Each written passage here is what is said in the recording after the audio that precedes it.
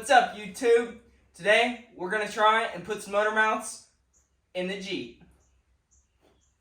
Here we go.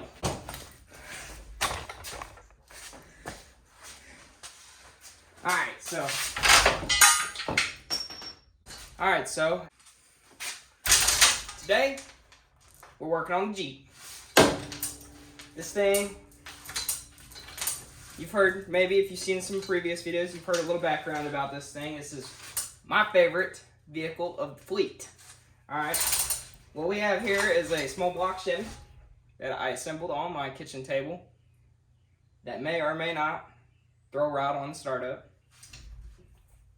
You guys will know eventually.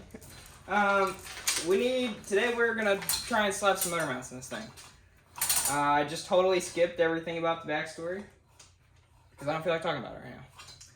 Today we're gonna try and get some motor mounts in this thing because I don't want this thing to rattle apart every 6 times I drive it. If you guys have seen any previous videos, you might know by now that this is one of my favorite vehicles in the entire fleet, aside from the Grange. You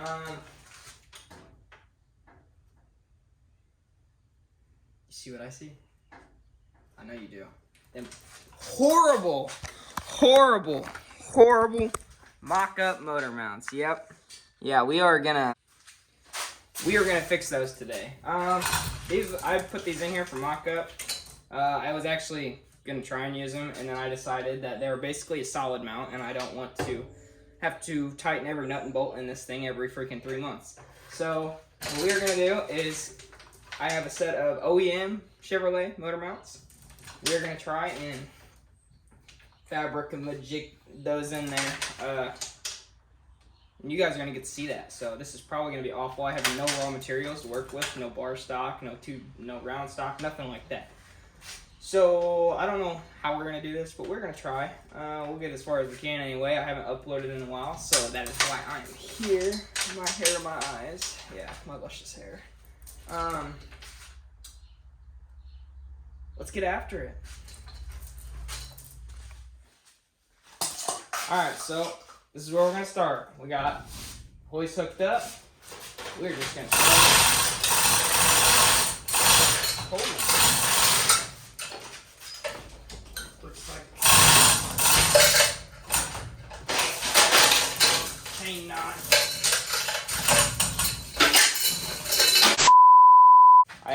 I do have the transmission cross member done. Done-ish, sort of, like 75%. Yeah, done enough. So that's what the trans is sitting on right now. We just went ahead, pulled this up. I think that's about as high as we could go. We're gonna go ahead, yank these little ugly things off, and start mocking up. All right, so here's the ones that I made. Look at that.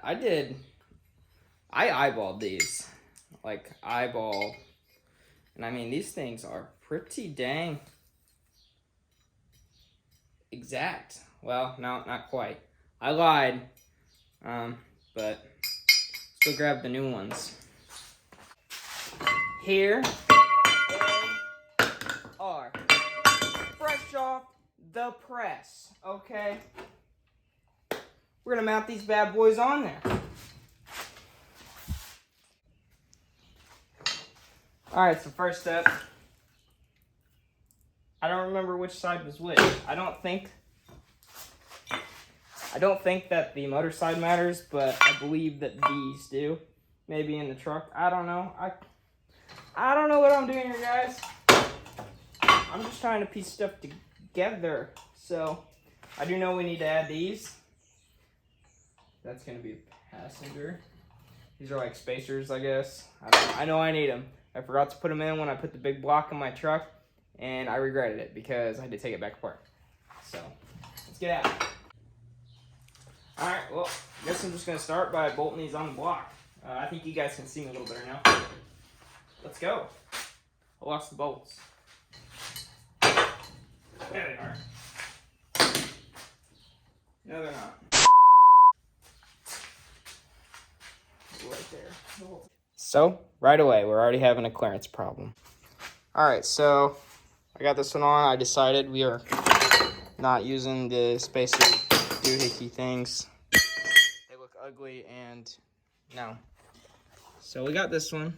It actually looks really good. It looks like we should be able to work with this pretty easily.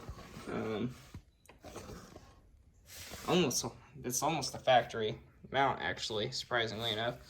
It's almost close enough to probably put the factory Jeep mount, and no. That would be too easy. This side, however, you can see the gusset I added for the temporary, just to hold it in there. That's not in the way, though. Out of here. We got the whole original motor mount in the way for this one. So, you know what that means. Just kidding. This is actually kind of neat, though. I just discovered something.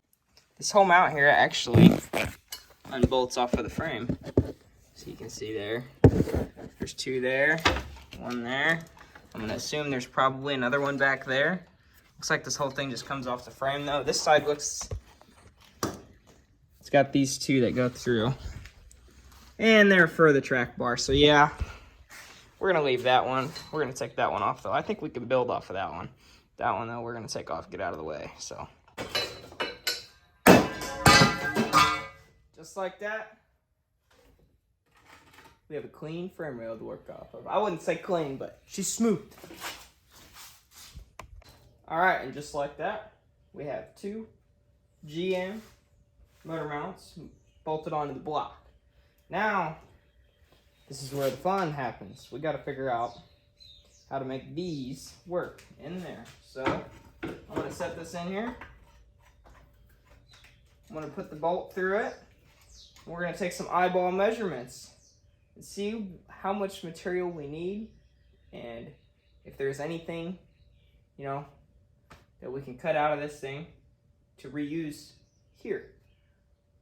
Yeah, so, let's go grab some motor mount bolts real quick, stab them in there.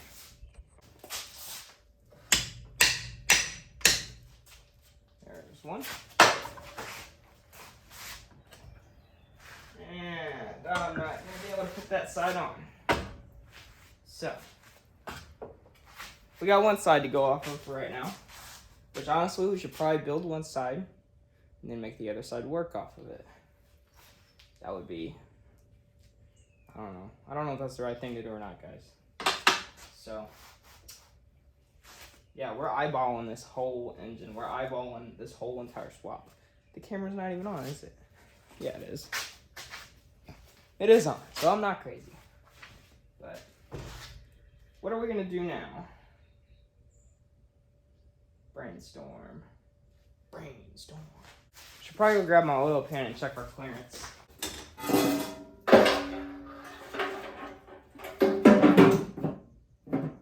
Oh, dude, we're good. So, this is like how I get sidetracked and nothing gets done. I just put the oil pan up under there to check the clearance with the steering, where the height is sitting at right now. And there is the dipstick hole, right? Do you see a dipstick hole? No, you don't. That is because it's on this side. So, right there. So what I must have failed to acknowledge is that I believe that block is an 80s. I must have ordered an oil pan for like a 60s or something like that. I didn't even think, or 70s, maybe the 70s they did that, early 70s on the driver's side. I can't remember. But that sucks, so we're gonna have to figure something else out there. But here's where we're sitting at right now. Look, there is the driver's side. Here is the passenger side. Nice and level. Looks like we're gonna be able to do something fairly easy. I also want to note that the whole motor is farther over this way in the unibody for reasons. Hint, transfer case. So yeah, let it bother you. It bothers me a little bit, but it's not perfect. So yeah, let's get after it. That really sucks though. Man. All right, moving on. Back to brainstorming. 'Cause,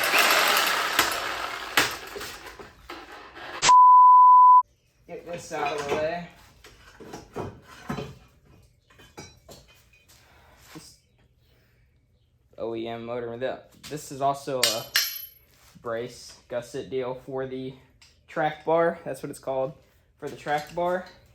So we're gonna go back in before we finalize all this. We'll take some 1/8 inch or 1/4 inch plate or something and go around every one of the bolt holes. We'll try and join them, make it as stiff as possible, make it nice and safe, drive down the roads. So, all right. Okay, so there's a lot going on here. Not really, but this hole right here, this hole right here is actually the dead center of the frame rails. And obviously there's the center point of the whole drive line.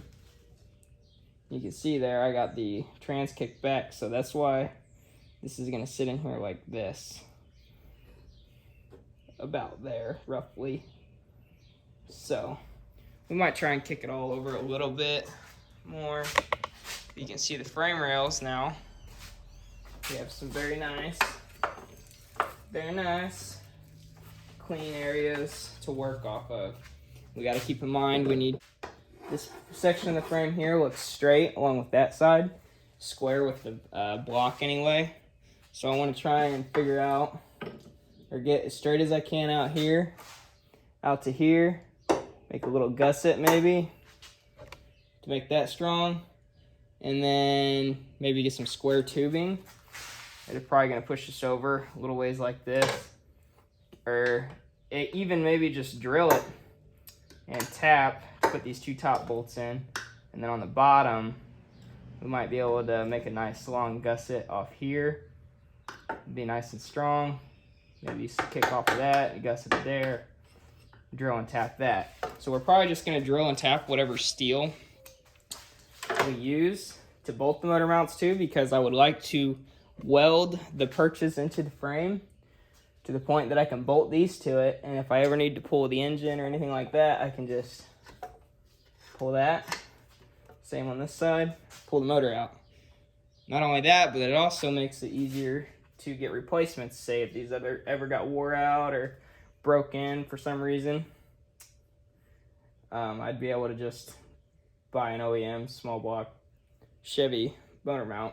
So convenience as well. The reason why this engine is not assembled yet is because, yep, that's right, the push rods are too short for these Vortec heads. So I did not realize that Vortec push rods would be different length. I thought they were all the same actually, as far as small block Chevys go, OEM.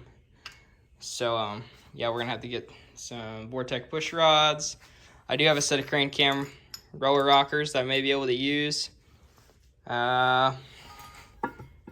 Everything in there looks pretty good. Obviously, we figured out that we need a different oil pan. And also, for you guys, yeah, I was in here running a Sawzall. I've been drilling in here. Yeah, there's no oil pan on it. No, it's going to be fine. You know why? Because it's a small block Chevy. They're pretty hard to hurt. So, we will go through and blow everything out, make sure there's nothing serious in there. We'll check all the intake ports and all that before we do go ahead and final assemble it. But come back with some material, and it's good to see now that this is gonna work for sure. So stay tuned. Don't forget to like, comment, subscribe, and as always, hit that bell. So thank you.